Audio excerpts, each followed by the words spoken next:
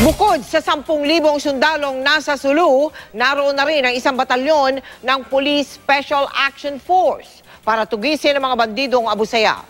Kanina, 3 Malaysia naman daw ang dinukot mula sa Sabah, mula sa Sulu.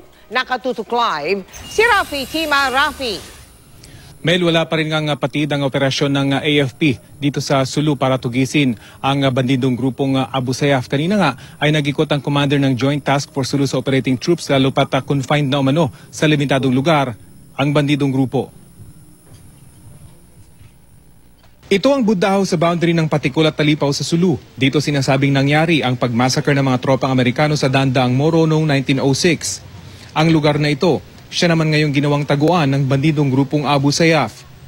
Sa aerial video, makikita kung gaano kasukal at kakapal ang kagubatan sa lugar na ito. Ayon sa militar, hindi ito basta-basta mapapasok. Lalo't ang mga tropang nag-ooperate ngayon, wala pang isang buwan sa Sulu at hindi pa raw kabisado ang lugar. Although we are overwhelming in strength, but there are other factors that add to the complexity of the problem. That is why the campaign is really not so easy. That's so hard. And tuloy-tuloy naman ang pag-a-adjust ng operating troops.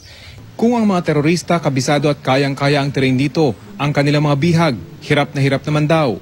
Sa pagbisita dito sa Sulu, ni AFP Chief of Staff General Ricardo Visaya noong Sabado, binanggit niya ang kalagayan ng mga bihag. Balita lang sa amin ay talagang pagod na pagod sila. In fact, we are still verifying also the report.